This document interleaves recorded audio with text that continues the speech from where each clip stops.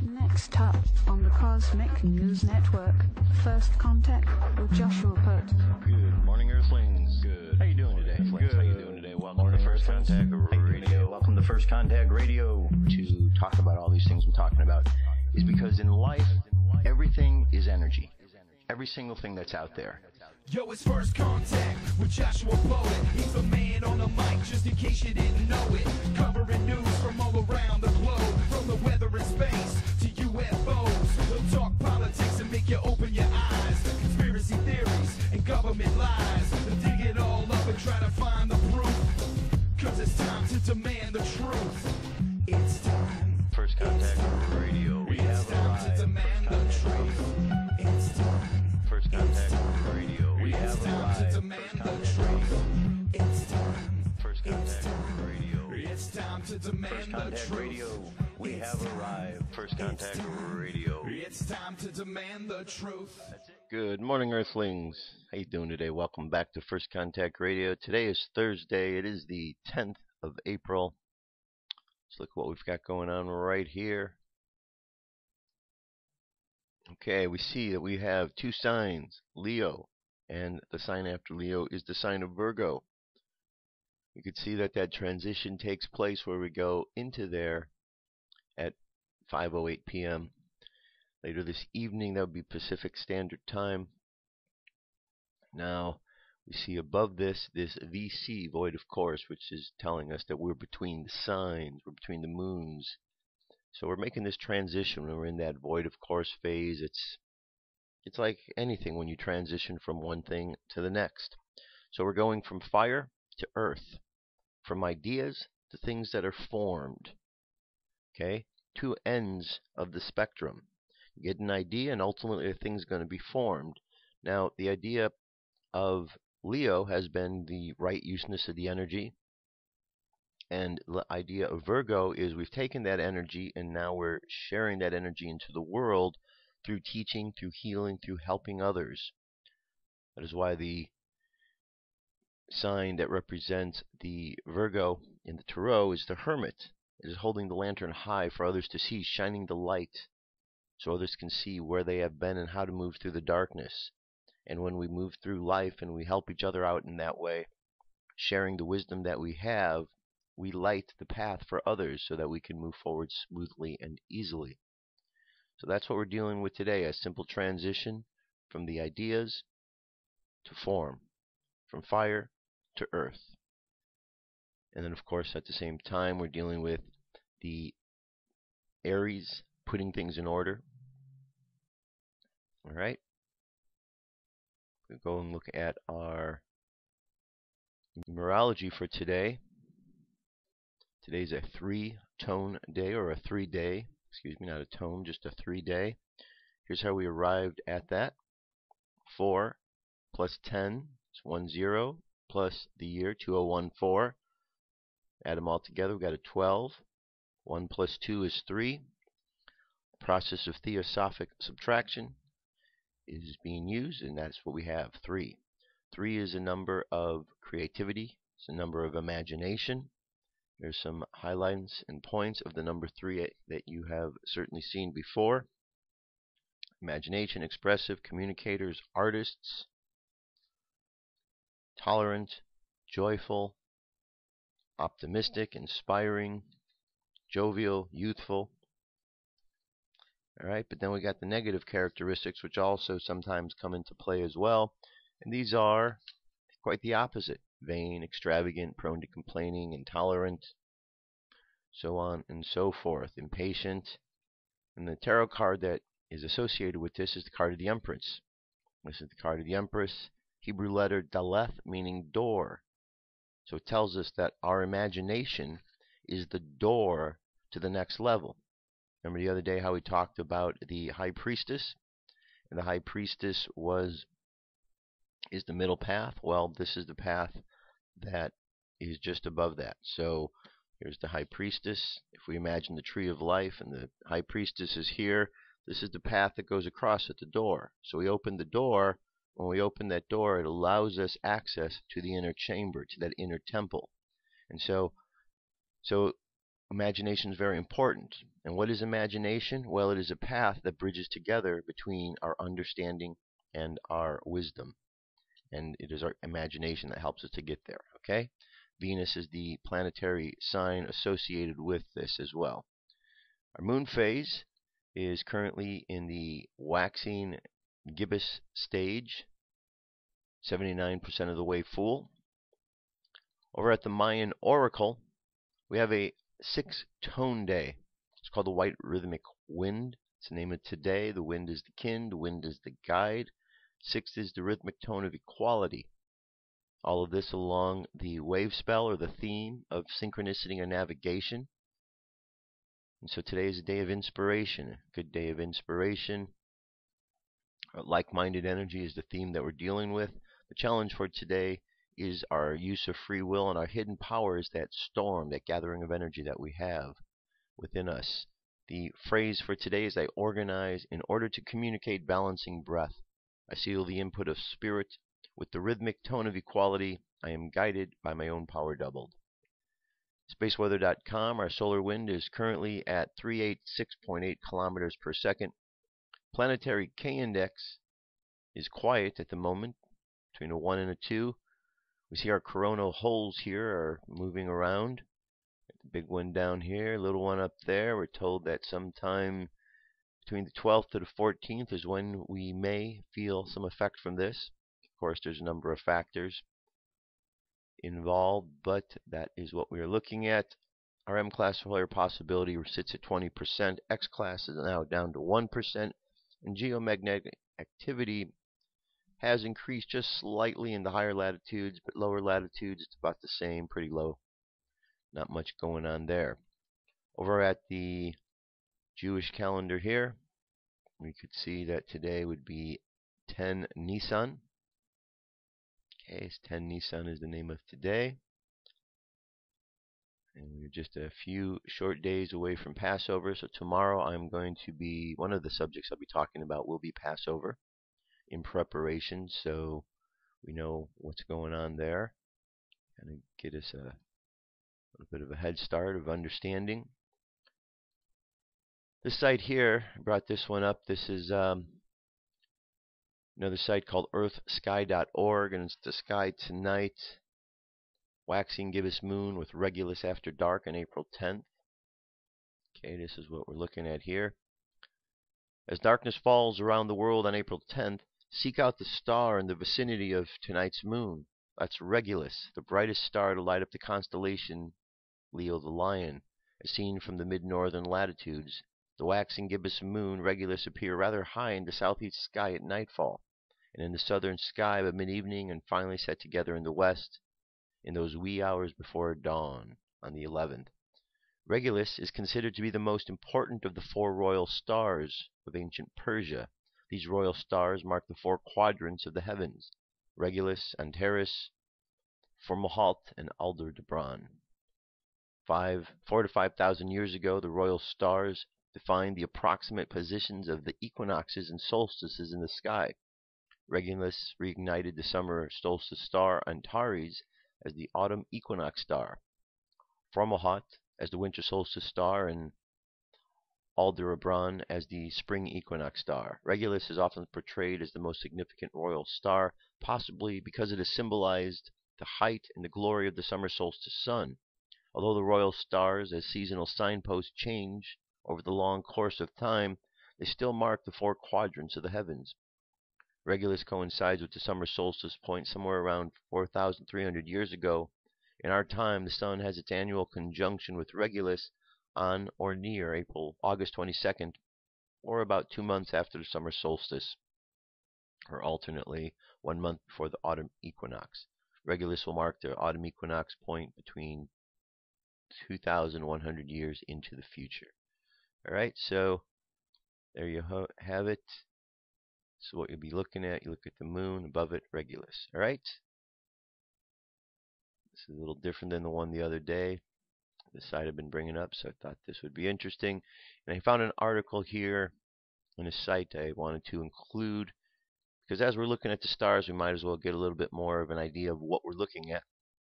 So here's a site that talks about that, stardate.org. says what to look for. What you see in the night sky depends on your location, the season, and the time.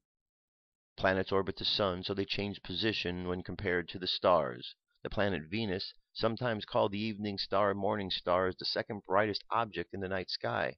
Only the moon is brighter. Jupiter, Mars, Saturn often are visible later in the night than Venus. Planets reflect a steady light, unlike the twinkling stars, which are much further away from Earth. The moon is the most prominent object in the sky. One half, or a side of the moon, is always lit by the sun, but we can't always see the entire lighted part, which is what gives us the moon its phases. Most calendars show moon phases, and many daily newspapers tell us when the moon will rise and set. How do I locate stars and planets in the night sky? Well, for the casual observer, locating stars, planets, and other astronomical bodies in the night sky is most easily accomplished with the help of a star map. Many good books are available containing extensive maps of star positions of the entire sky, while magazines such as Stardate, Astronomy, and Sky and Telescope provide monthly maps that show the locations of the planets. More careful observations require an understanding of the scales astronomers use in measuring positions on the surface of the night sky. There are two primary coordinate systems used by astronomers. The first method employs a grid of right ascension and declination on the celestial sphere in the same manner that the longitude and latitude are used on the Earth's spherical surface. A more intuitive system describes positions by their altitude in degrees above the local horizon and compass heading in degrees from 0 to 360, called azimuth. The flaw of this system is that the coordinates depend entirely on the location of the observer, and furthermore, each object's position changes throughout the night as the Earth turns in towards dawn. The simplicity of the system, however, underlies its appeal and common usage. Most stargazing tips and calendars refer observers to positions in the local horizon and how high above the horizon to look. The altitude azimuth system hard at work. A helpful tool for using either of these two methods or finding your way around is found conveniently at the end of your arm. By extending your hand at arm's length, you can approximate many degree measurements. The apparent width of one finger at arm's length, for instance, is about 1 degree, and a fist covers about 10 degrees. So with a star map, a working knowledge of the coordinate system, and maybe a few waves of the hand, any observer can find almost any visible object. And it says, why do planets change position in the night sky? It says the planets appear to change position against their fixed stars in the night sky because the relative motion of both the Earth and the planets as well all move along in our orbits around the sun. The swift-moving inner planets Venus and Mercury can move from the morning or evening appearances and back again in as little as a few months. The outer giant planets, such as Jupiter or Saturn, with orbits taking decades to complete, appear to move more slowly against the background of the stars. All right, so that gives a little bit of insight onto what we're looking at there and how to find things. So I wanted to incorporate that. I'm just looking to incorporate a few other elements in this opening segment here. I think I'm going to incorporate the element of the tree of life, so as I'm explaining the numerology, I can actually show you on there where they fit in and how it all pieces together. So I'm going to start bringing that into the mix tomorrow. In the meantime, let's jump over to UFO news, because that's up next. Here we go.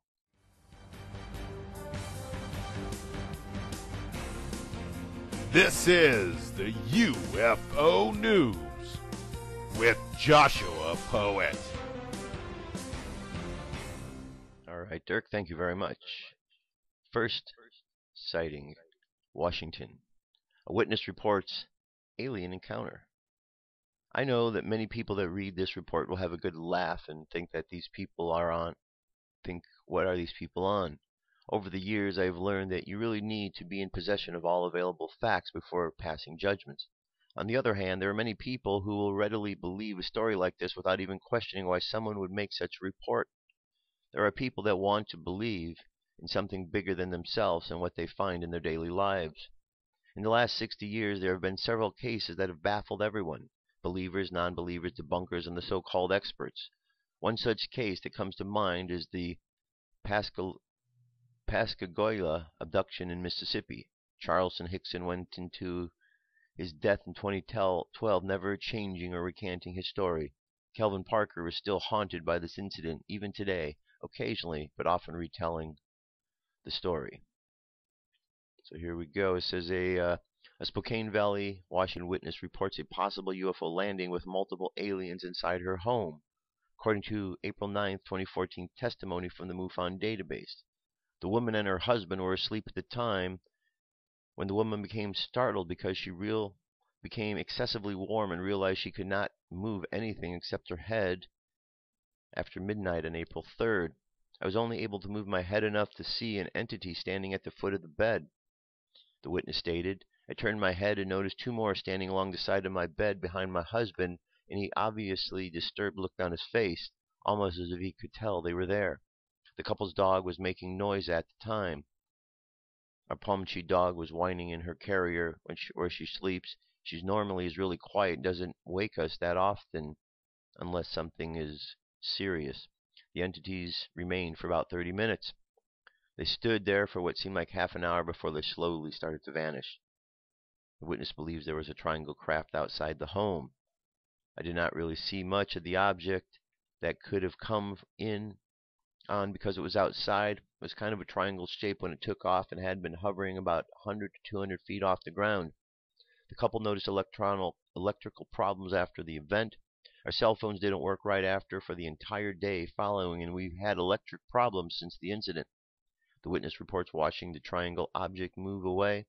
The object moved away south before going over the hills. My husband still has no memory of anything that night or the morning after it happened, but still remembers waking up with a paranoid feeling. All right, next story. From Washington, we're going to jump over to California, Los Angeles.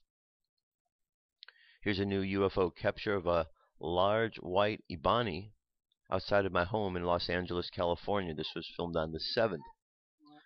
After arriving from work today, I proceeded to sit on my front porch here in East Los Angeles and proceeded to summon. A few minutes later, I noticed with the naked eye a white object next to the moon. I zoomed in with my camcorder, noticed it was a white Ibani UFO. This is the second Ibani I have filmed. My first Ibani was a orange tube, one from last year. The video is 11 minutes long. I did not shorten the video as I would like everyone to know how these craft move. Alright? There you go. Please don't move me. Alright. Okay, that's what we're looking at right there. So what do you think that is? Check it out, see. Think that's real? Do you think it's something else? Zoom out here. Alright. Next to the moon. Now, let's go look at the sun. Here's our Angelic UFO. This was seen up there the other day. We've seen this a number of times. The Angelic UFO is back and looks just like it flew out of the sun or from behind it. The trail of white dots behind it tells us the direction it came from. Look at those bird-like wings on this craft, mimicking nature at its best. Ships in space don't need wings, so they must be allowing for more room for passengers. 3 years ago, 2 Russian scientists came forward saying that these were massive moon and Earth-sized UFOs orbiting our sun, and these do not orbit normally, but make hard right angle turns suddenly. This is one of the UFOs they were talking about. Okay. So definitely seeing things, and I know that there are those debunkers out there who will say, oh no, no, no, these aren't UFOs, these are gas bubbles or, other such objects. But we see things with our eyes, and we understand that there's something going on out there. We might not know exactly what it is, but we certainly can tell what it isn't. Alright, there's a lot of them up there.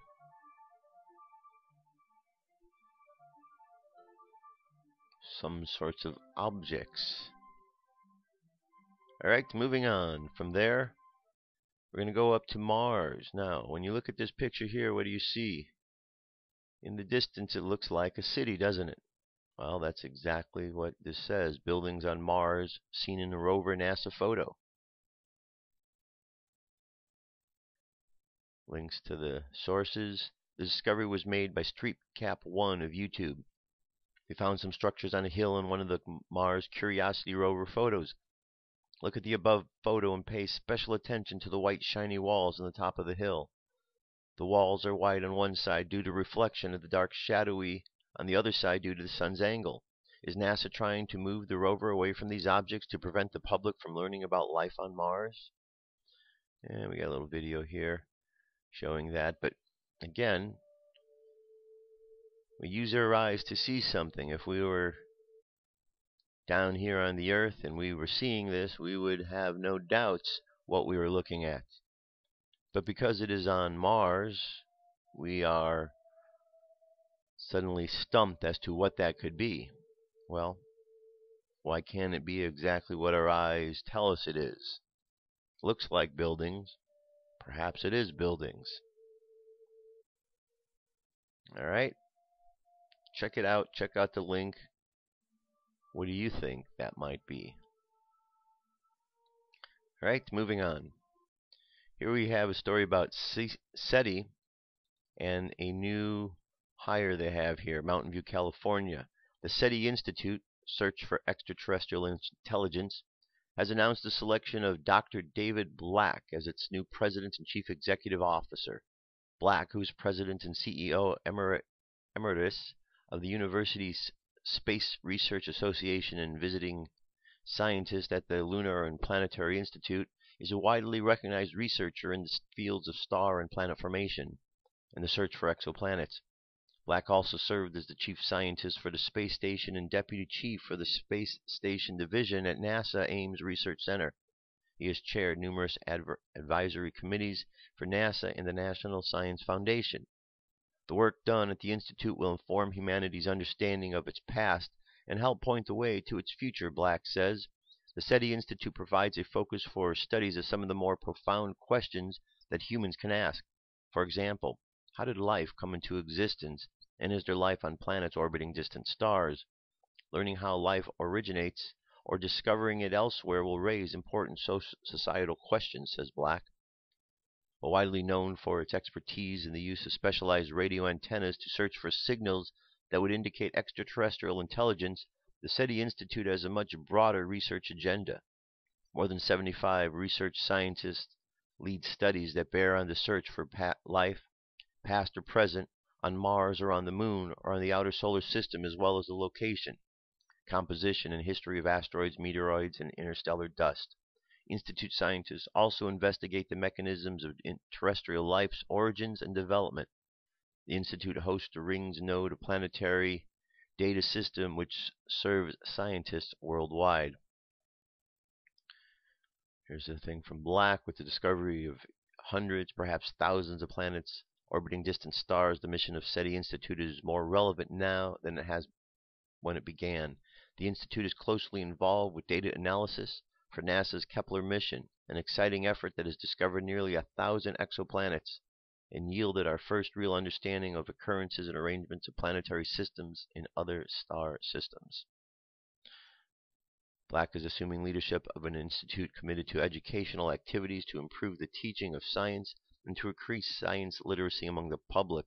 These efforts include outreach programs for the SOFIA and Kepler telescope missions, as well as teacher training, a weekly 1-hour science radio program, and the video streaming of colloquia held at the Institute's Mountain View headquarters.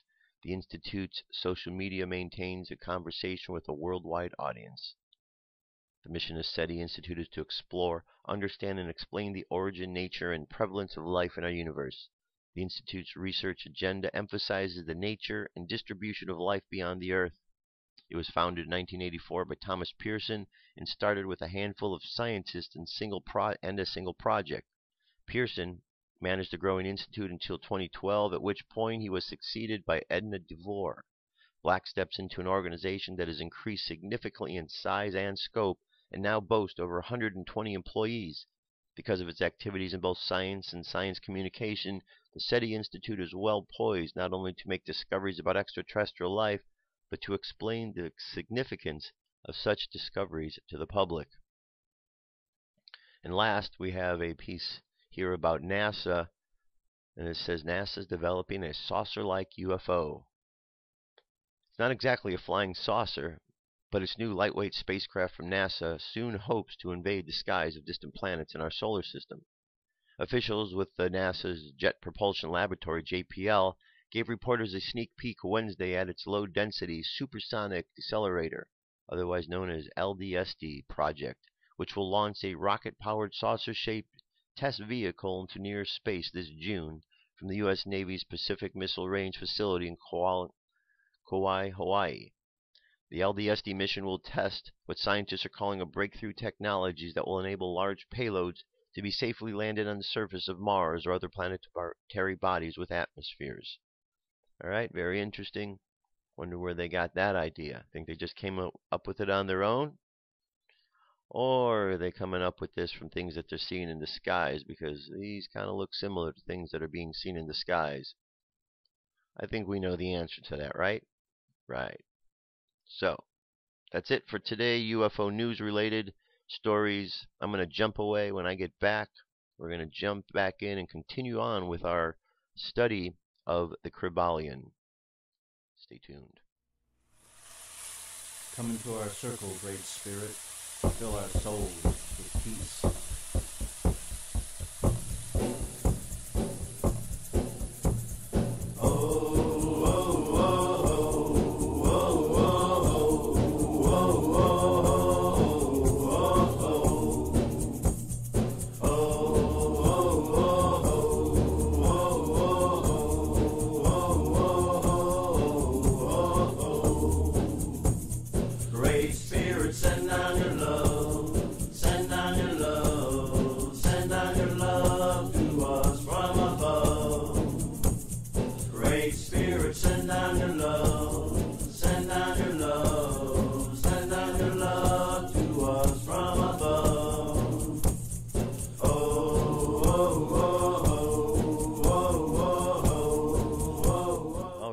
Continuing on. So, the Kryballion. We've been talking about the Kryballion thus far. Let me just kind of catch you up, give you a little refresher. This is the index. The index talked about the Hermetic philosophy. We then went over the 7 principles of Hermeticism. Principles being mentalism, correspondence, vibration, polarity, rhythm, cause and effect, and gender. So we can see there's a chapter for each one of these here. Correspondence, vibration, polarity, rhythm, causation, gender. We have been working on the first one here, mentalism. And as you can see, there's 1, 2, 3, 4, 5 chapters devoted to that. We've gone over the chapter of mental transmutation, the all, the mental universe, and today we're on the chapter of the divine paradox. So let's continue. The half-wise, recognizing the comparative unreality of the universe, imagine that they may defy its laws. Such are vain and presumptuous fools, and they are broken against the rocks and torn asunder by the elements of reason of their folly. The truly wise, knowing the nature of the universe, use laws against laws, the higher against the lower, and by the art of alchemy transmute that which is undesirable into that which is worthy, and thus triumph. Mastery consists in abnormal dreams, visions, and fantastic imagining or living, but in using the higher forces against the lower, escaping the pains of the lower planes by vibrating on the higher. Transmutation, not presumptuous denial, is the weapon of the master. It's a quote from the Kryballion. This is the paradox of the universe, resulting from the principle of polarity, which is manifest when the all begins to create. Hearken to it, for it points the difference between half wisdom and wisdom. Well, the infinite all, the universe, its laws, its powers, its life, its phenomena, are as things witnessed in the state of meditation or dream. Yet to all that is finite, the universe must be treated as real, and life and action and thought must be based thereupon accordingly, although with an ever understanding of the higher truth, each according to its own plane and laws. Were the all to imagine that the universe were indeed reality, then woe to the universe, for there would be no escape from the lower to the higher, divine word. Then would the universe become a fixity and progress would become impossible. And if man, owing to half-wisdom, acts and lives and thinks of the universe as merely a dream, akin to his own finite dreams, and indeed does it become for him, and like a sleepwalker he stumbles over and around in a circle, making no progress, and being forced into an awakening at last by his falling bruised and bleeding over the natural laws which he ignored. Keep your mind ever on the star. Let your eyes watch over your footsteps, lest you fall into the mire by reason of your upward gaze. Remember the divine paradox, that while the universe is not, still it is. Remember, over two poles of the truth, the absolute and the relative, beware of half-truths. What Hermeticists know as the law of paradox is an example of the principle of polarity.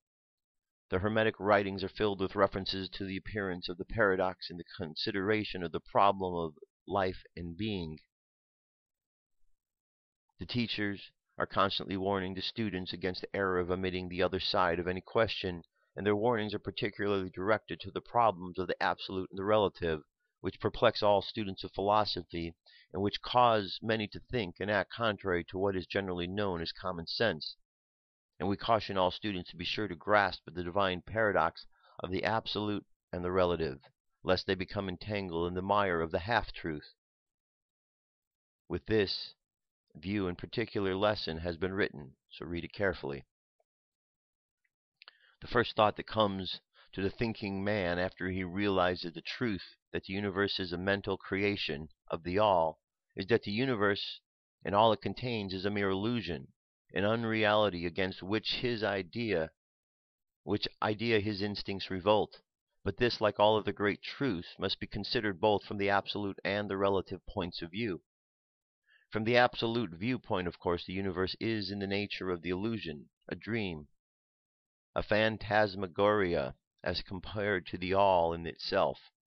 We recognize this even in our ordinary view, for we speak of the world as a fleeting show that comes and goes, is born and dies.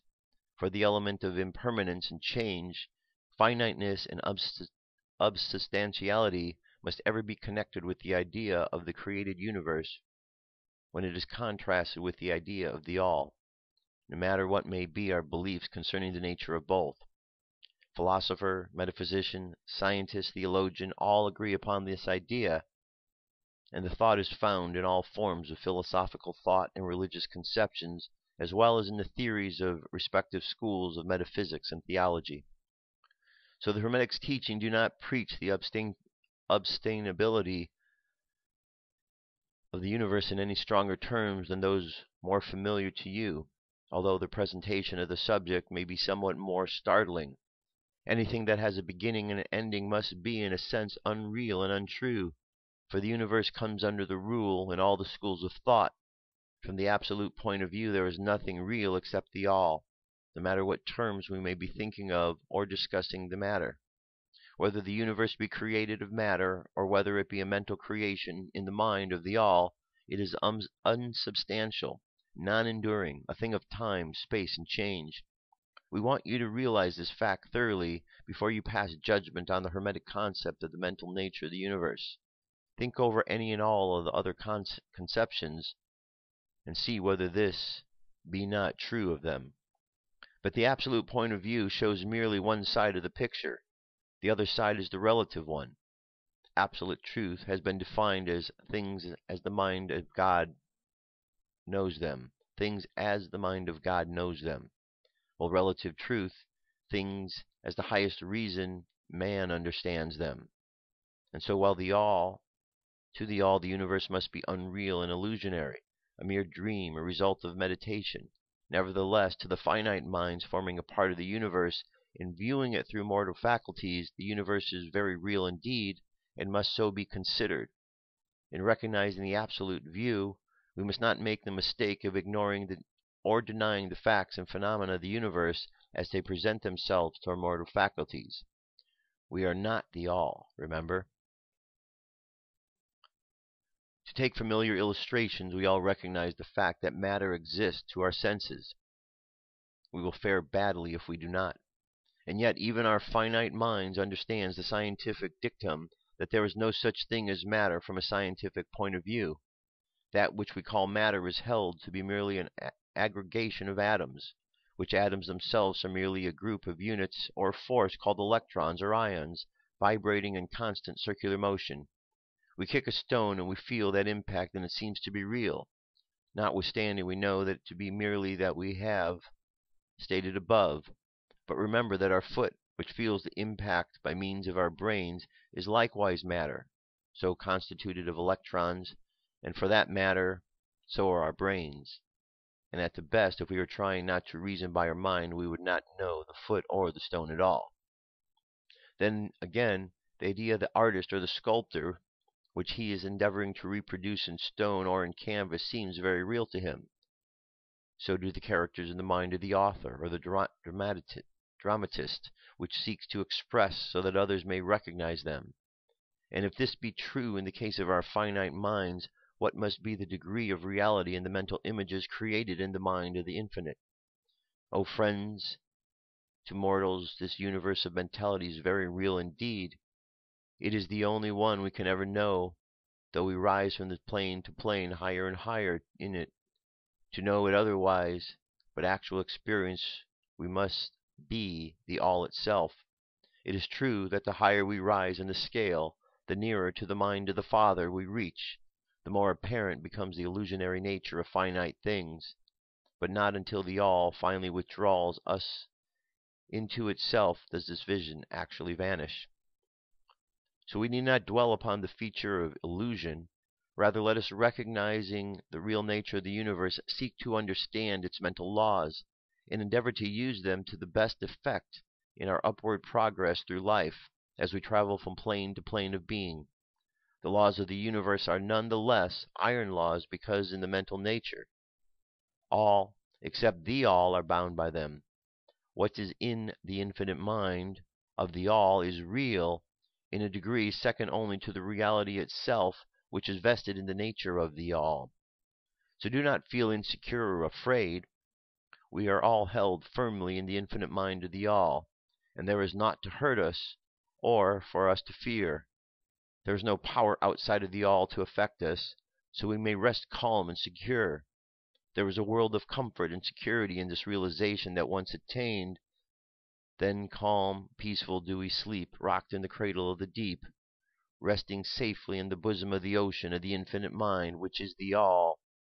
In the all, indeed, do we live and move and have our being. Matter is none the less matter to us, while we dwell on this plane of matter, although we know it to be merely an aggregation of electrons or particles of force, vibrating rapidly and gyrating around each other in the formation of atoms. The atoms in turn vibrating and gyrating, forming molecules, which later in turn form larger masses of matter. Nor does matter become less matter when we follow the inquiry still further and learn from the Hermetic teachings that the force of which the electrons are but units is merely a manifestation of the mind of the all, and like all else in the universe is purely mental in its nature. While on the plane of matter, we must recognize its phenomenon. We must control matter, as all matter of higher or lesser degree do, but we do so by applying the higher force.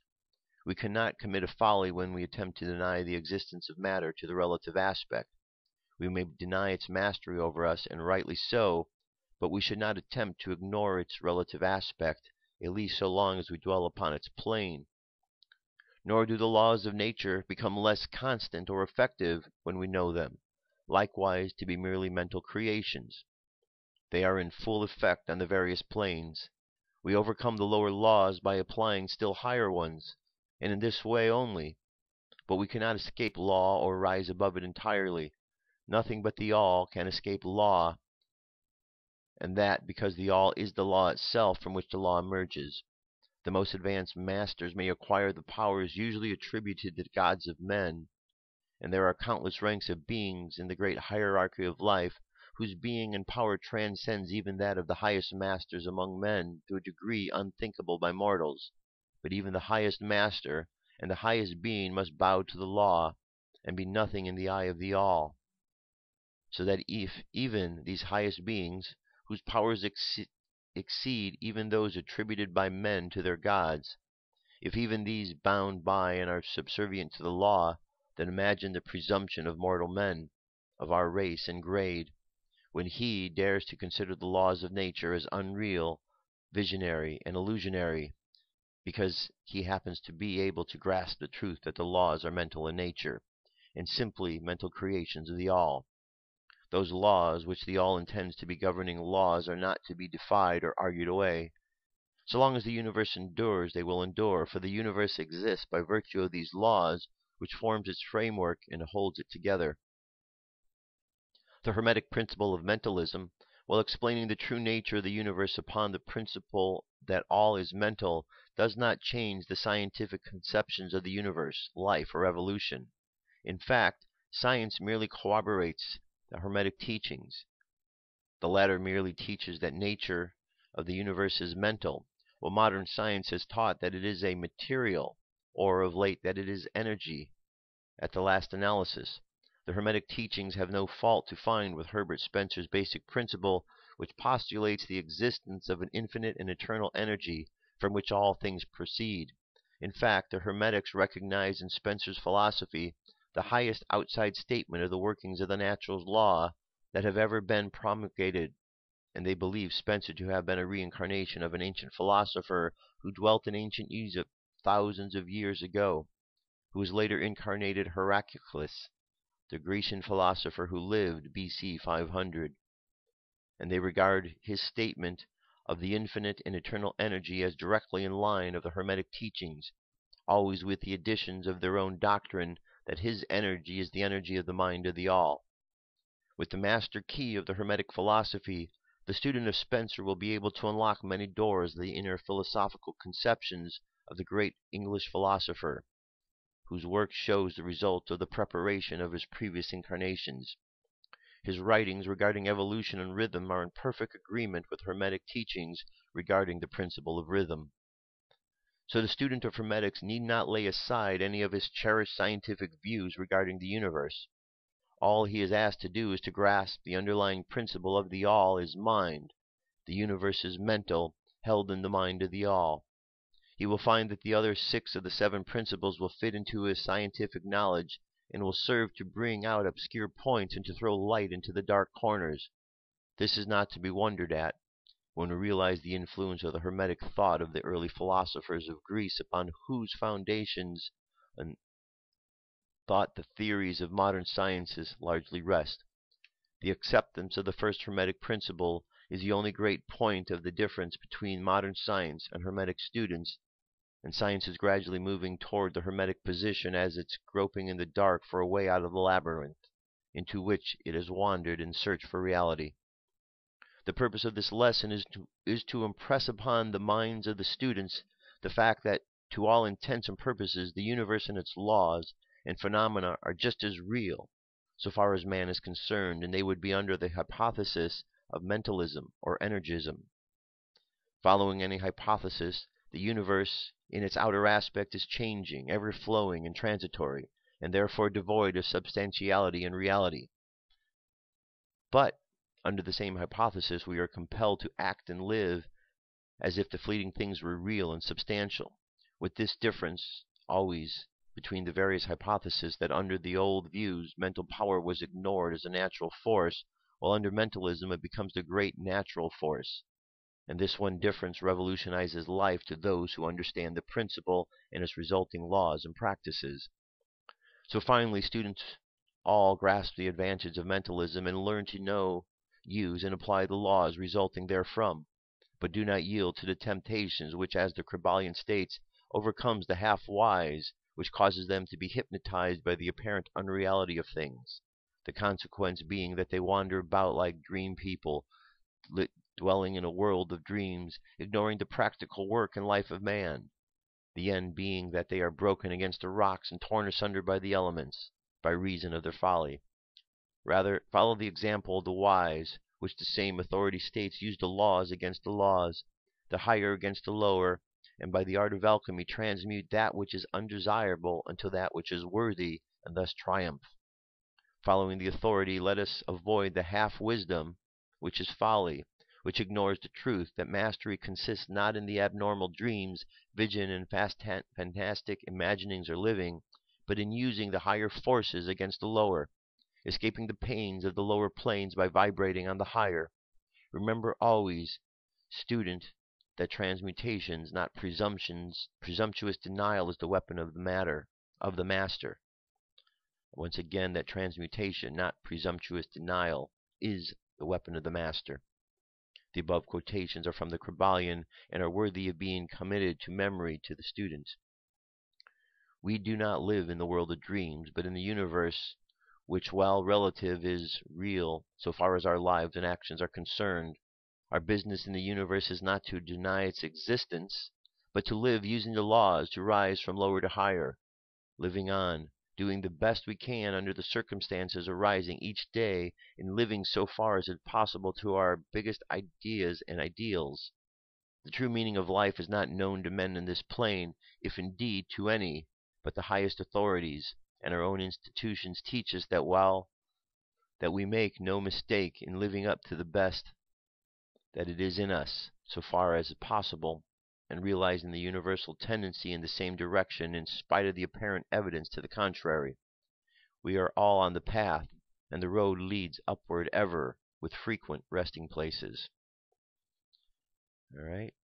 So read the message of the Kryballion and follow the example of the wise, avoiding the mistake of the half-wise who perished by reason of their folly. All right. So there you go. Tomorrow I'm going to finish up the last of the chapters on the law of mentalism, and that way we'll be well-rounded in that subject, and next week we'll start moving into the next area. Okay, so there you go. Moving on to the next piece here. Here's an article from In5D, How We Heal Past Life Programming, from Michelle Walling.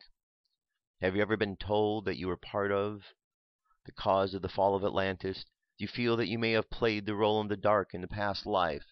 If you are one of these people, you may have negative past life experience that need to be healed.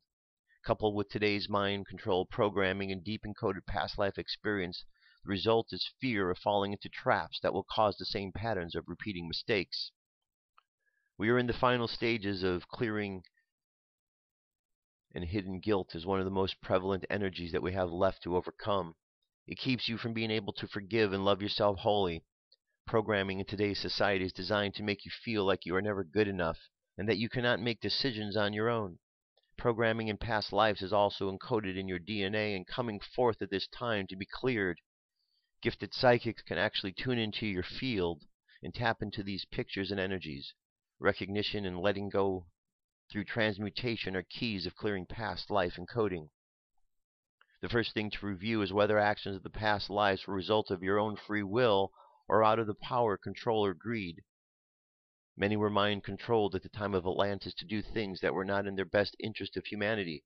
Mind control actually began back at the beginning of the Adam-Kadmon version of the human body.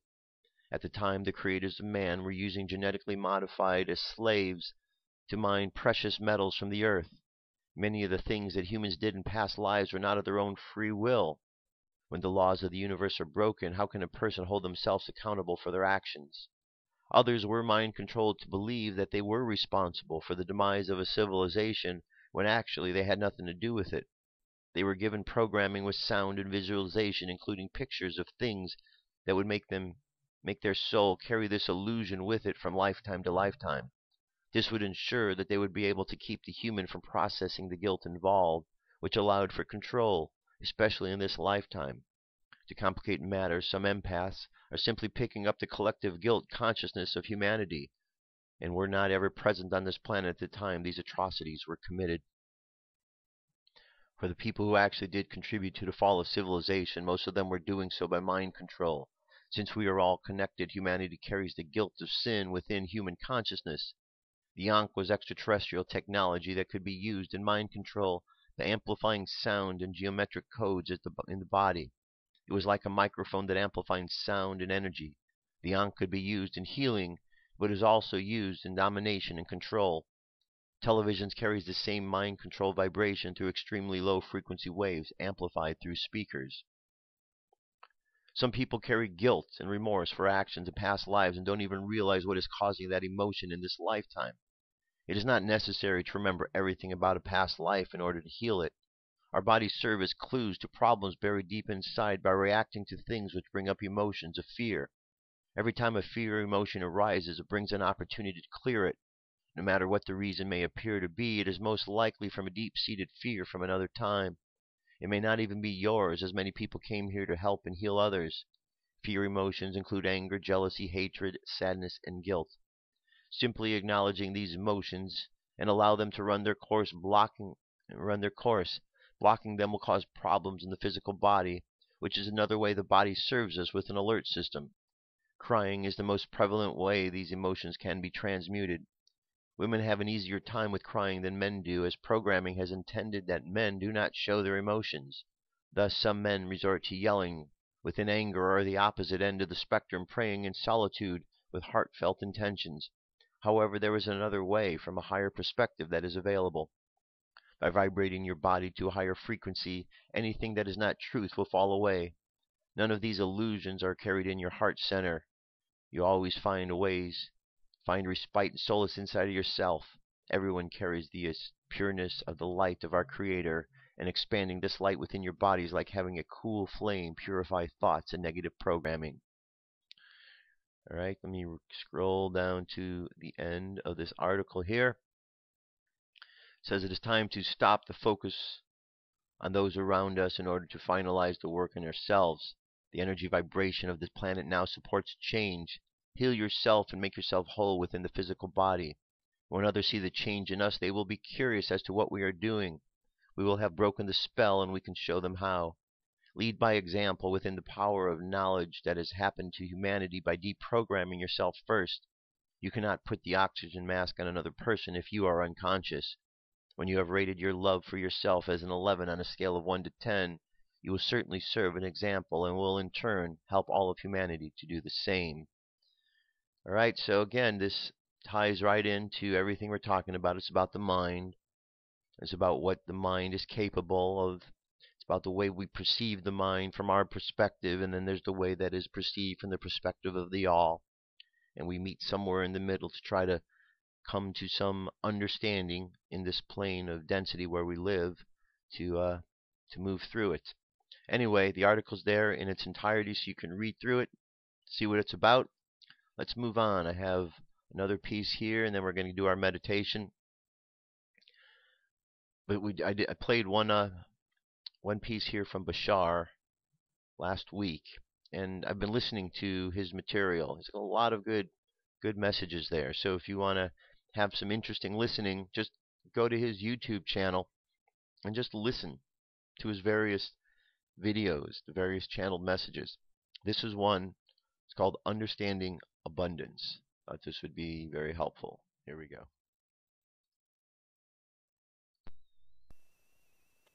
And that's how money manifests, when you're doing what you love to do and you're excited about it and you're tapped in. And money is one of the forms on your planet that represents the concept of abundance, but it's not the only form. It is valid because you have created it to be so.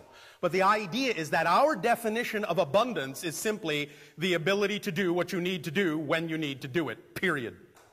So when you allow yourself to allow money and other forms of abundance to be equal and don't put undue attention or undue need or undue insistence on one particular expression, then any form of abundance that needs to come that's representative of the path of least resistance will come in its natural timing, in a natural unfoldment.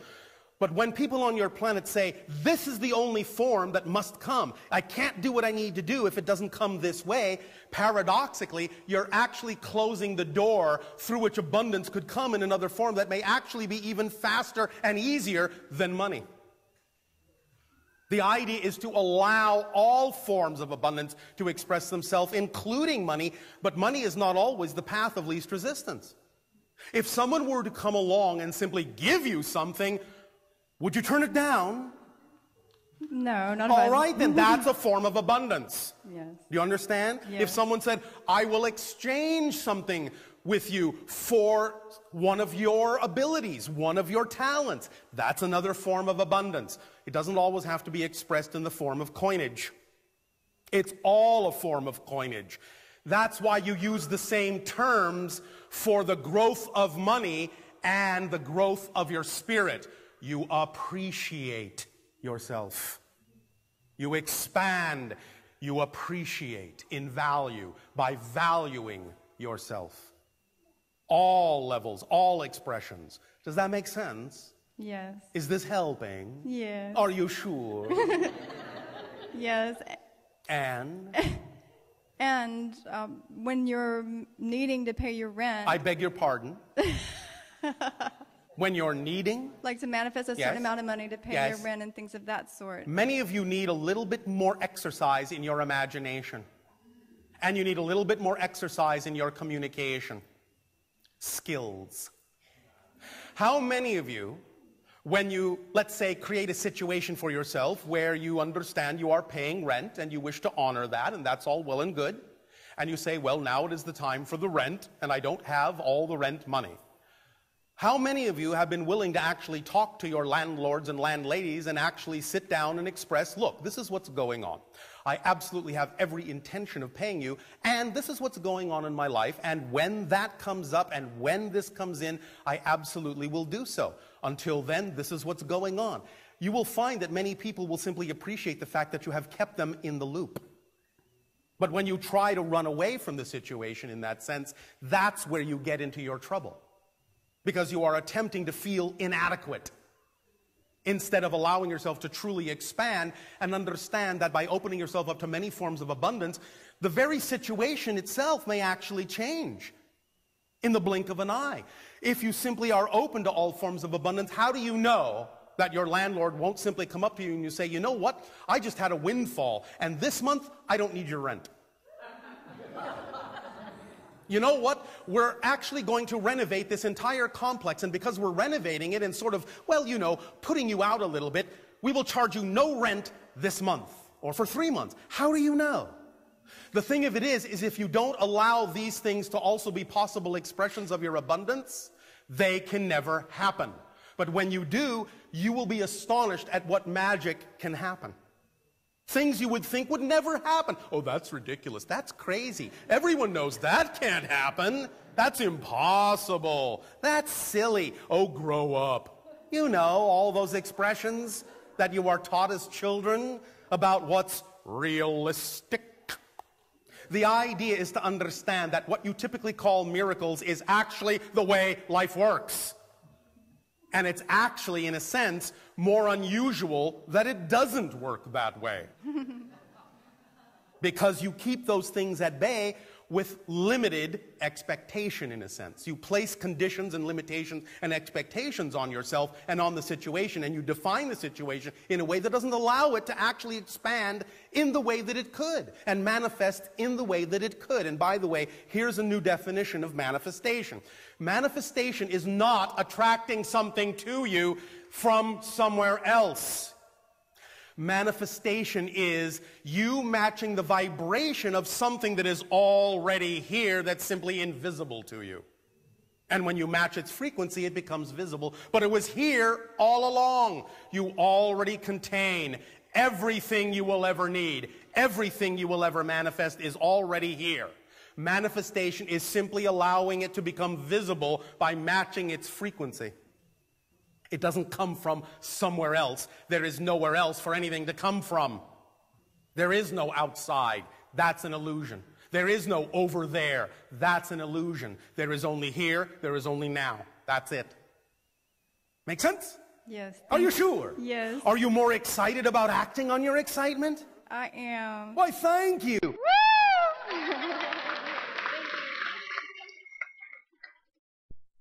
All right. Good message, right? So check out more of Bashar. I'm going to play more of his stuff from time to time. And yeah, go through his page and just listen. And he's got a lot of really good wisdom there. And all ties in, you know. That's the really cool thing about all of this information. It all ties in because we have these abilities available to us all the time. It goes back to the pattern on the trestle board. All the power that ever was or will be is here now. Okay, so let's close our eyes. Let's get to our meditation for today. Take a deep breath and exhale. Take another deep breath. Exhale. Continue to breathe slowly and contemplate the words of this affirmation. Negativity does not exist in my world today. I am surrounded by positive vibrations. And imagine yourself surrounded by these positive vibrations. Vibrations moving around you, inside of you, outside of you, through you.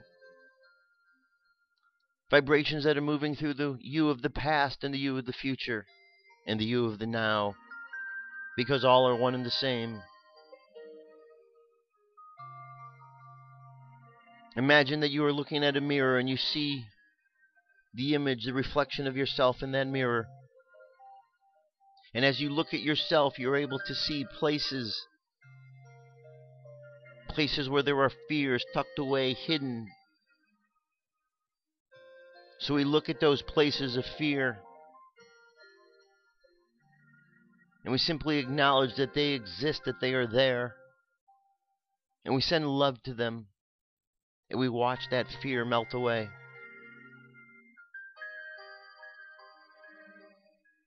We look at life around us and we see the abundant nature of the universe. And as we look inside, we realize the same abundance is also inside of us. And we realize that there is no difference between that which is out, that which is in, for it is all one and the same. All part of the here, the now.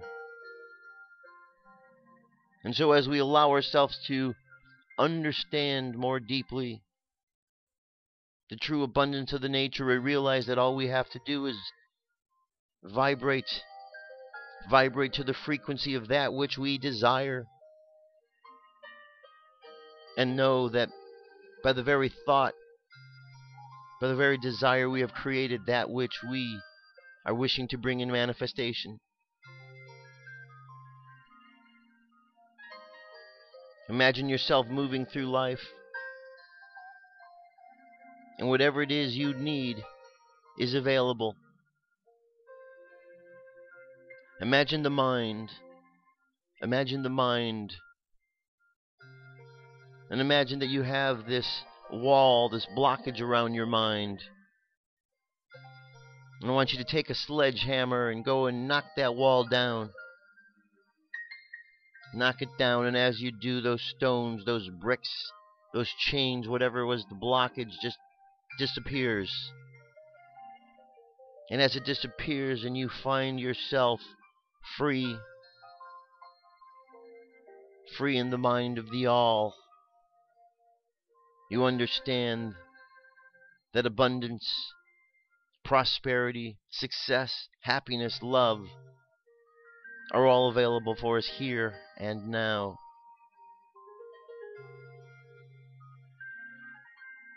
And as we realize and think about the problems that this world has, we understand that we can change these problems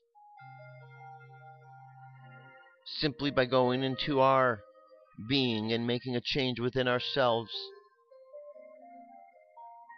For as we change, all is changing. And in that sense, we take responsibility for what is going on in the world around us and the world within us.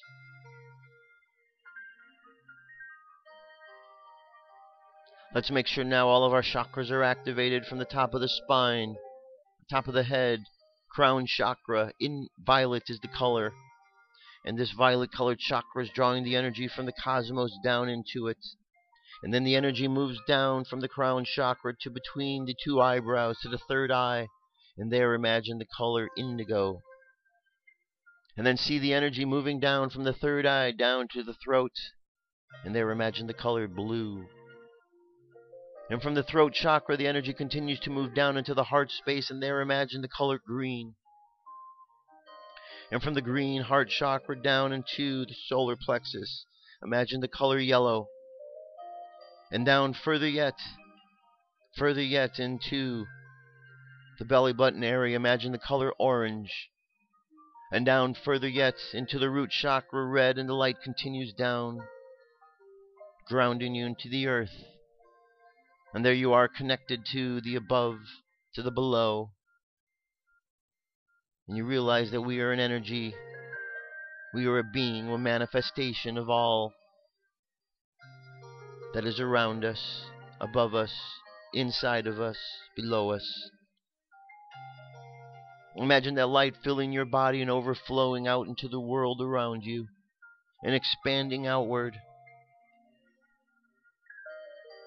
expanding out around the whole globe, and see the planet filled with light from yourself and all others who at this time are doing exactly the same thing. Feel the connection to all.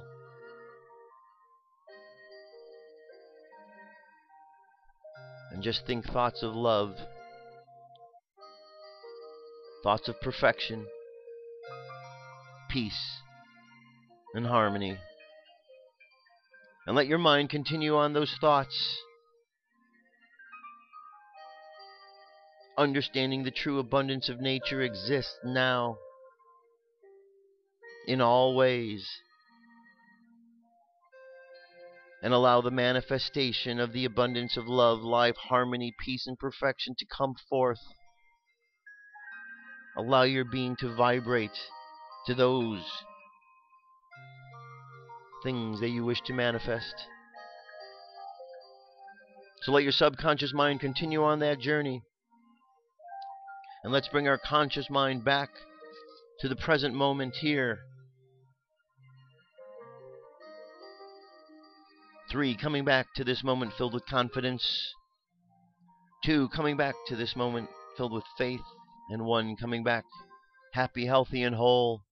Happy, healthy, and whole. Take a deep breath. Exhale and open your eyes. That's it, my friends. Thank you very much for being here yet again. I'll be back tomorrow. We'll continue on with mentalism and the Kryballion and some other things that we'll talk about, Passover. Until then, you have an awesome day. Go out into the world just believing that everything is possible, because everything is possible. That's it. Short and sweet, simple. I'll be back tomorrow. Talk to you soon. Peace. I'm out of here.